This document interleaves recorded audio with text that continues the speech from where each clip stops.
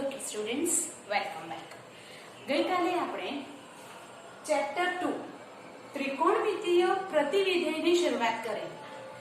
એ વિધેયની અંદર, એ ચેપ્ટરની અંદર વિધેય, એકક અને વ્યાપ્ત વિધેય વિશે જોયું. ત્યાર પછી ત્રિકોણમિતિય વિધેયના પ્રતિવિધેય કેવી રીતે વ્યાખ્યાયિત થાય છે, એનો મર્યાદિત પ્રદેશ કેટલો લેવાનો અને એનો વિસ્તાર કેટલો, એનું આપણે કાલે ચર્ચા કરી. હવે આગળ જઈએ તો ચેપ્ટર 2 માં કેટલાક એવા પ્રમેય છે જેને આપણે એક રિઝલ્ટ તરીકે સ્વીકારી લેવાના છે અને એની કોઈ પણ સાબિતી તમારે યાદ રાખવાની નથી.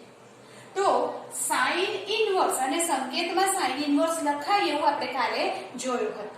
હવે સાઇન ઇનવર્સ ઓફ -x, તો જ્યારે પણ x અહીંયા -x આવે, ઋણ આવે, તો સાઇન ઇનવર્સ માંથી માઈનસ ને આપણે પહેલા બહાર કાઢી અને પછી એની વેલ્યુ ફાઇન્ડ કરીશું, શોધીશું.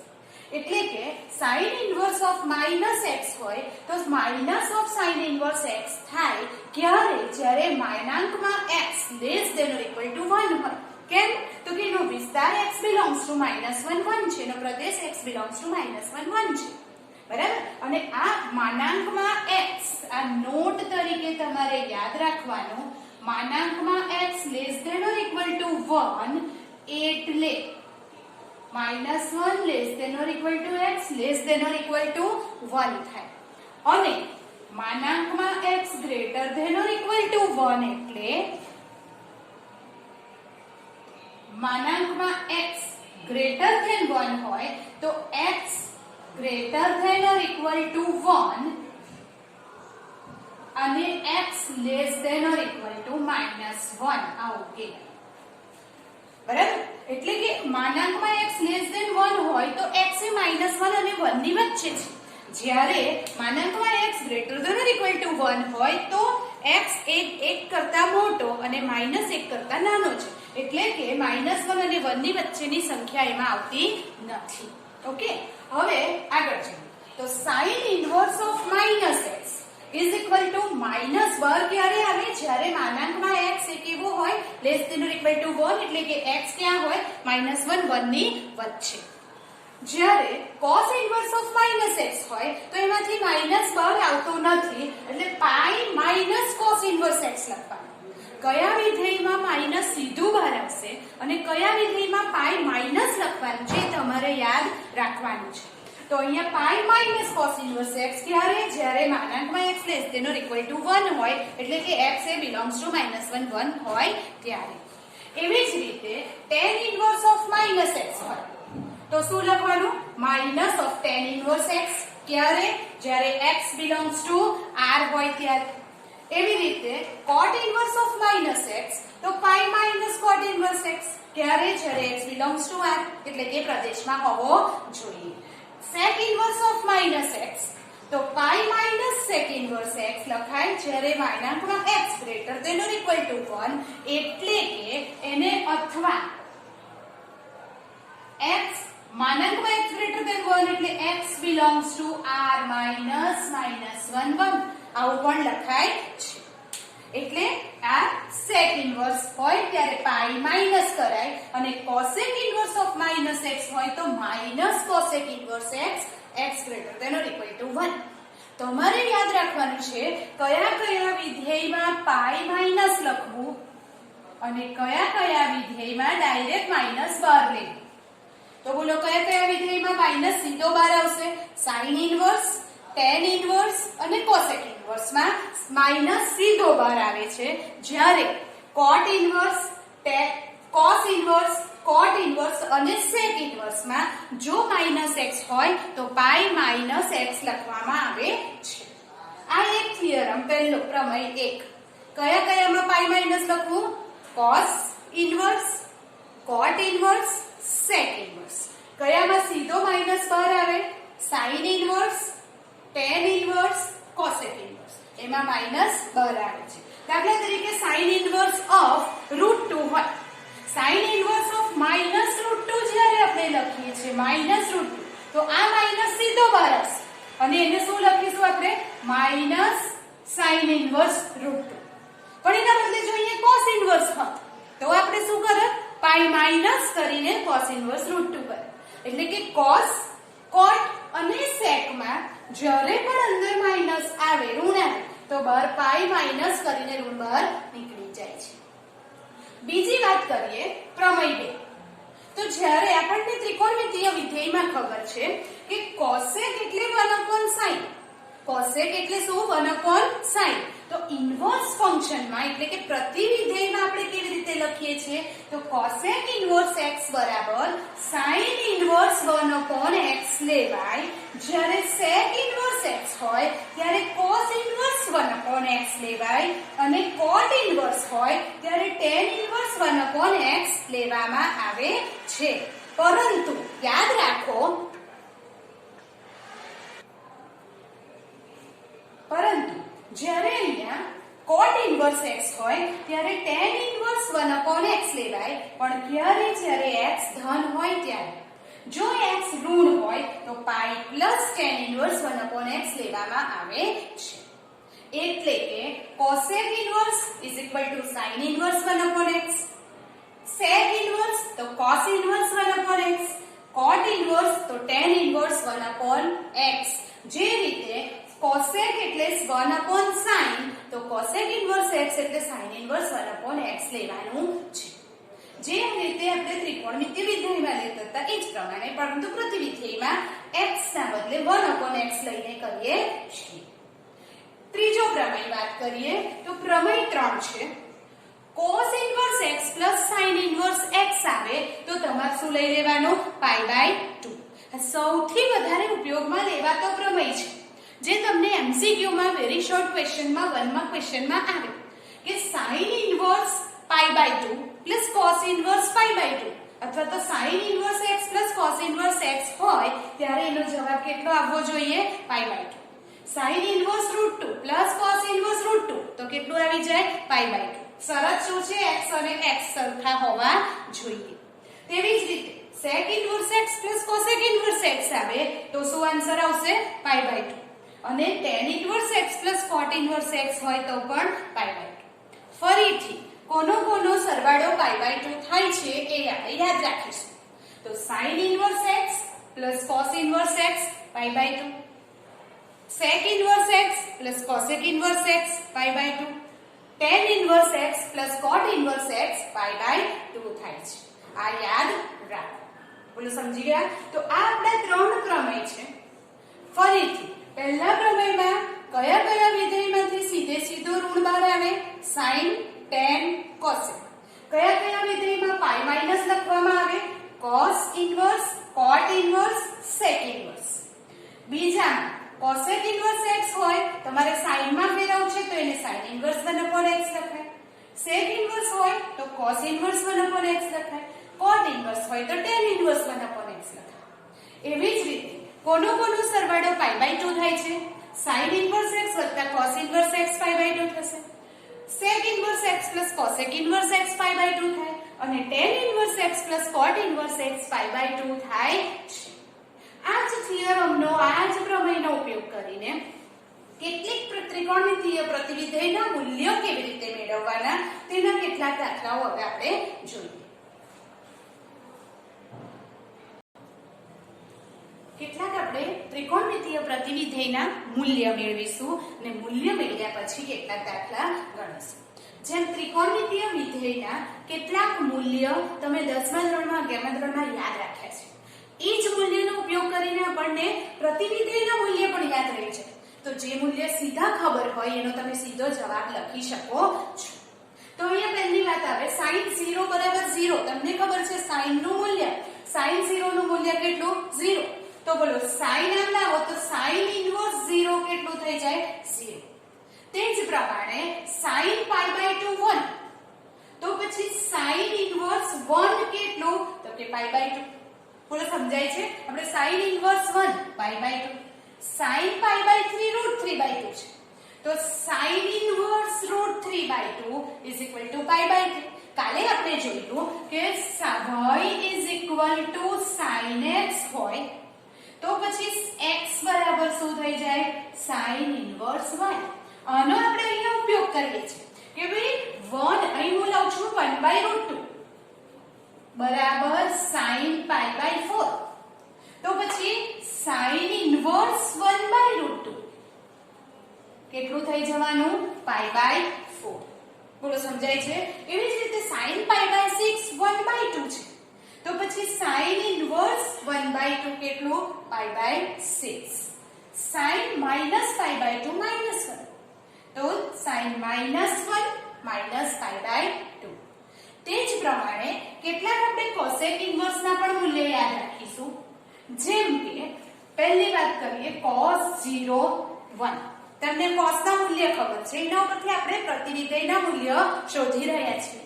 તો અહીંયા cos 0 1 હોય તો બોલો cos ઇન્વર્સ 1 કેટલું થઈ જાય 0. એવી જ રીતે cos π/2 0. cos π/2 0 તો cos ઇન્વર્સ 0 કેટલું થવાનું π/2. cos inverse 0 π/2. cos π/3 1/2 તો પછી cos ઇન્વર્સ 1/2 π/3. એ જ રીતે cos π/4 1/√2. તો આના ઉપરથી આપણે cos ઇન્વર્સ નું કયું મૂલ્ય મેળવીશું? cos inverse 1/√2. Yes, cos inverse 1/√2 π/4. cos π/6 √3/2. એના ઉપરથી cos ઇન્વર્સ √3/2 તો શું મળી જાય π/6. બોલો સમજાય છે? તે રીતે cos π -1 તો cos ઇન્વર્સ ઓફ -1 કેટલું થઈ જાય π.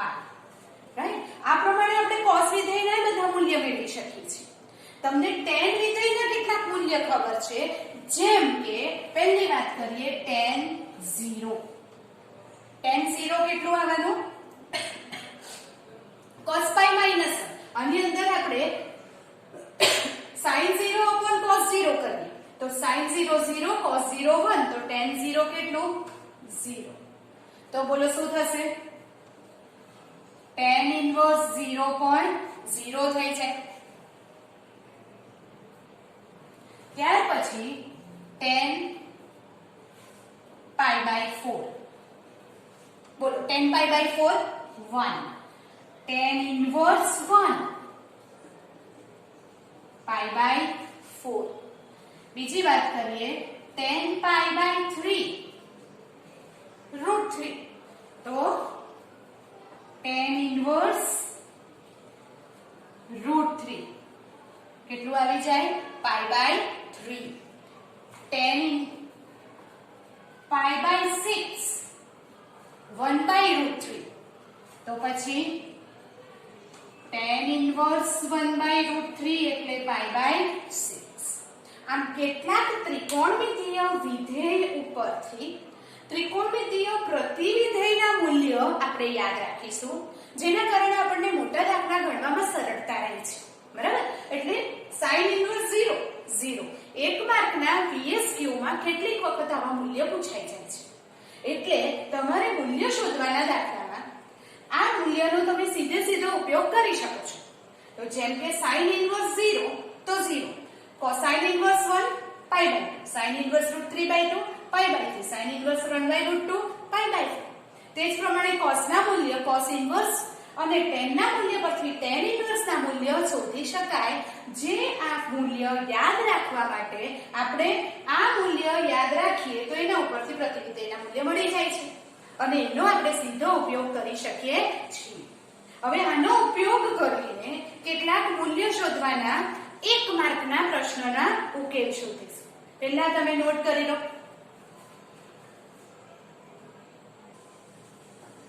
મૂલ્ય મેળવો. હવે ત્રિકોણમિતીય પ્રતિવિધેયના મૂલ્ય મેળવવાના દાખલા 1 માર્કમાં પૂછાય છે. બરાબર? તો sin ઇન્વર્સ 1/2 હોય તો તમે જે રીતે આપણે મૂલ્ય લખ્યા એના ઉપરથી સીધા મૂલ્ય લખી શકો છો. બરાબર? તો sin ઇન્વર્સ 1/2. sin નું મૂલ્ય 1/2 ક્યારે થાય છે? sin ઇન્વર્સ નું મૂલ્ય 1/2 ક્યારે થાય છે? જ્યારે π π/6 હોય ત્યારે. એટલે કે તમે આ રીતે પણ લખી શકો છો ઓર અહીં જોજો sin ઇન્વર્સ. હવે 1/2 ના બદલે હું લખું sin π/6. sin ઇન્વર્સ અને sin ક્યારે કેન્સલ થાય? ત્યારે આપણે વિધેય જ્યારે વ્યાખ્યાયિત કર્યું ત્યારે જોયું કે sin inverse of sin x x જ્યારે x એ sin ના પ્રદેશમાં હોય ત્યારે, અને sin વિધેયનો પ્રદેશ છે -π/2 થી π/2. -π/2 થી π/2 માં π/6 આવી જાય છે અને એટલે આ કેન્સલ થઈ અને જવાબ આવે π/6. પણ જો તમારે આ રીત નથી કરવી તો આપણે જે એકદમ વધારે ઉપયોગમાં આવતા મૂલ્ય છે જેને આપણે યાદ રાખ્યું હોય તો તમે સીધો જવાબ લખી શકો છો. બરાબર? કેમ આપણે ડાયરેક્ટ લખ્યું? તો કે કારણ શું છે? π/6 belongs to -π/2 to π/2. આને કેન્સલ કરતી વખતે હંમેશા પહેલામાં પહેલા એનો પ્રદેશ આપણે ચેક કરવો પડે છે. હવે sin ઇન્વર્સ -1/2. જ્યારે પણ માઈનસ આવે તો પ્રમેય 1 અનુસાર તમારે પહેલા માઈનસ ને બહાર કાઢવું પડે. તો sin ઇન્વર્સ માંથી માઈનસ સીધું બહાર આવે છે એટલે માઈનસ sin ઇન્વર્સ 1/2 કહેવાય. અને sin ઇન્વર્સ 1/2 એટલે કેટલા? π/6. તો આનો જવાબ શું આવશે? -π/6. તે જ પ્રમાણે sin ઇન્વર્સ 1/√2 જેનું મૂલ્ય સીધું જો તમને ખબર હોય તમે લખી શકો છો π/4. ના ખબર હોય એટલે sin ઇન્વર્સ 1/√2 ના બદલે sin π/4. π/4 એ -π/2 થી π/2 માં આવી જાય છે, પ્રથમ ચરણમાં આવી જાય છે -π/2 થી π/2 ની વચ્ચે, અને એટલે તમે sin ઇન્વર્સ sin કેન્સલ કરી અને π/4 લખી શકો છો. cos ઇન્વર્સ 1/√2 તો પણ કેટલો જવાબ આવવાનો? π/4. આ મૂલ્ય આપણે આગળ જોઈ લીધા, તમે ડાયરેક્ટ લખી શકો છો. અહીં આવ્યો cos ઇન્વર્સ -√3/2. પહેલામાં પહેલા મૂલ્ય શોધવા માટે સૌથી પહેલા માઈનસ નો નિકાલ કરો, એટલે કે એને બહાર કાઢો. સીધું મૂલ્ય લખવું નહીં. તો પછી આ માઈનસ જ્યારે cos ઇન્વર્સ માંથી બહાર આવે છે તો આપણે પ્રમેય 1 લખ્યો પહેલા. તો cos ઇન્વર્સ એવું વિધેય છે જેમાં પાઈ માઈનસ થઈ જાય આગળ. બરાબર? તો એટલે શું લખીશું? પાઈ માઈનસ cos ઇન્વર્સ √3/2. તે વખતે પાઈ માઈનસ cos ઇન્વર્સ √3/2 ની વેલ્યુ કેટલી? મૂલ્ય કેટલું? π/6. એટલે આ આવી જાય π/6. તો 6π - π 5π/6. અહીં tan ઇન્વર્સ √3 છે તો tan ઇન્વર્સ √3 એટલે મૂલ્ય કેટલું? π/3. cot inverse -√3. બોલો cot ઇન્વર્સ માંથી માઈનસ બહાર કાઢવું હોય શું લખીશું પહેલા? યસ, પાઈ માઈનસ. તો અહીં લખીએ પાઈ minus cot inverse √3. cos, cot અને sec ત્રણ વિધેયમાં અંદર જ્યારે ઋણ આવે તમે પાઈ માઈનસ લખીને જ એને ઋણ બહાર કાઢવાનું. તો એટલે પાઈ માઈનસ cot ઇન્વર્સ √3 કેટલું થવાનું? π/6. હવે આપણને એવો વિચાર આવે કે cot ઇન્વર્સ નું મૂલ્ય તો આપણે આગળ લખ્યું જ નથી. તો તમને જો cot ઇન્વર્સ નું મૂલ્ય યાદ ન રાખવું પડે એટલા માટે આપણે શું કર્યું છે તો કે cot ઇન્વર્સ x પ્રમેય 2 પ્રમાણે cot ઇન્વર્સ x બરાબર tan ઇન્વર્સ 1/x થાય. તો અહીંયા cot ઇન્વર્સ √3 છે તો હું શું લખી દઈશ? tan inverse 1/√3. બોલો હા કે ના? આ પ્રમેય પ્રમાણે તો tan ઇન્વર્સ 1/√3 ની કિંમત કેટલી? π/6. જો cot ઇન્વર્સ √3 π/6 લખતા આવડે તો લખી શકાય છે. ના આવડે તો આ પ્રમેયનો ઉપયોગ કરીને cot ઇન્વર્સ માંથી tan ઇન્વર્સ માં ફેરવી નાખો. હવે આવી ગયું પાઈ માઈનસ tan ઇન્વર્સ 1/√3 એટલે π/6. પાઈ માઈનસ π/6 ફરીથી જવાબ આવશે 5π/6. એ જ પ્રમાણે cosec ઇન્વર્સ -2/√3 છે. તો શું લખીશું આપણે? cosec માંથી બોલો પાઈ માઈનસ કે એમને કઈ રીતે માઈનસ ને બહાર ગયા છે? એમને બહાર આવશે, એમાં પાઈ માઈનસ આવતું નથી.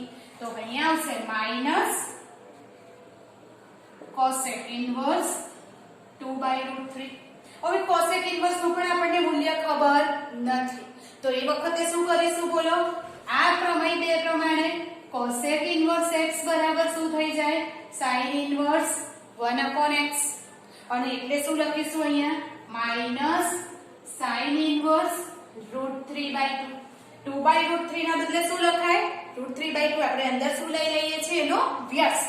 તો એટલે માઈનસ sin inverse √3/2. જવાબ આવશે માઈનસ π/3.